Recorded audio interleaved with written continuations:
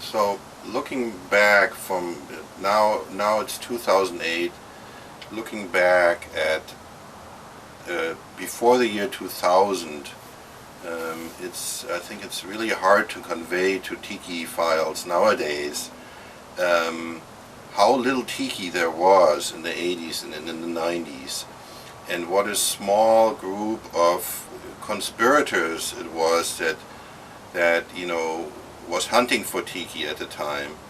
And Bosko was a member of that group, and I met him here, I think in '93 on this porch for the first time with his friend Mark Ryden, and he showed me some of his early works, and I showed him the stuff I had in my archive, and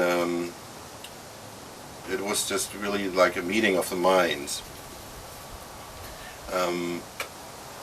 What I appreciated about Bosko was that while me and Jeff Berry and all the other urban archaeologists were collecting vintage Tiki, which Bosko had a nice collection of that too, was the fact that he was the first one to really try to recreate it and make Tikis, not only in carvings, which was the beginning of it all for him, but also the concept that you actually could make new Tiki mugs didn't occur to any one of us.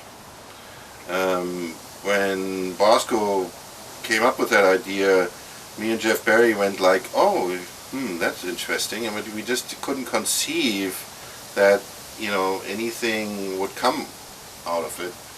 And we were happily surprised when we saw the first results. That I don't know when, I think it was like in the mid-90s that Bosko started doing his first ceramics, 1994, and that was so much, so the Tiki mugs are really common again.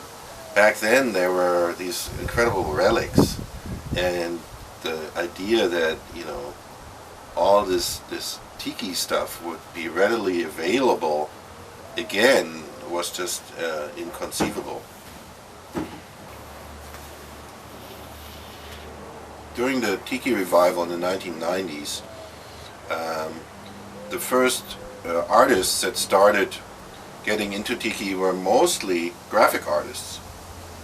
That's where Bosko was different than any of these, because he actually was carving the Tikis and then started firing the Tiki mugs.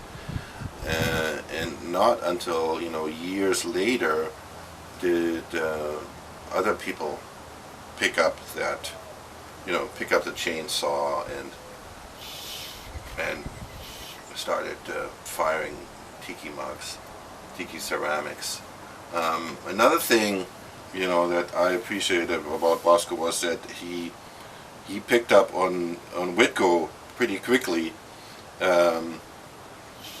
Being an urban archaeologist and finding stuff in the thrift stores, among that being Whitco, he liked the style. And then when I got into researching more and more about it and found William Westenhaver up in Seattle, and didn't see a chance to make it up there, I asked him to visit him, to ask Bosko to visit Bill Westenhaver the next time he was going up there. And he did, and he actually brought back, he was the first person to bring back, a live connection with William Westenhaver and Whitco. And from then on, my project developed and it turned into my second book, Tiki Modern. And somehow Bosko's style really brings together the abstract modernist elements of mid-century Tiki and brings them into the 21st century. The fact that he comes from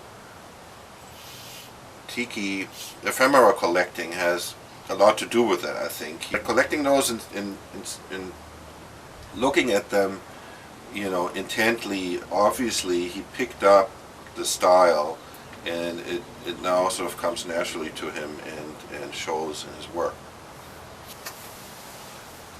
I think what many people don't know and appreciate is the fact that Bosko was also one of the first active home bar builders, and of course it had an A-frame entrance, which I appreciated, and it became sort of a gathering place for tiki aficionados that were traveling through in Southern California, and he had some legendary parties there,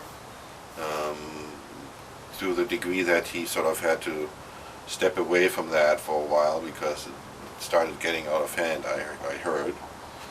But going to Bosko's place now is just a real wonderful experience, because he built a second A-frame. He did incredible landscaping on top of joining those matchbook and swizzle-stick collectors clubs. He joined the Palm Society, and I wish I had that kind of green thumb. I don't. But living in Southern California, one of the amazing advantages you have is you can, grow all these incredible tropical plants, and it was it was one of the first really fully grown home tiki bars that came out of the Tiki revival.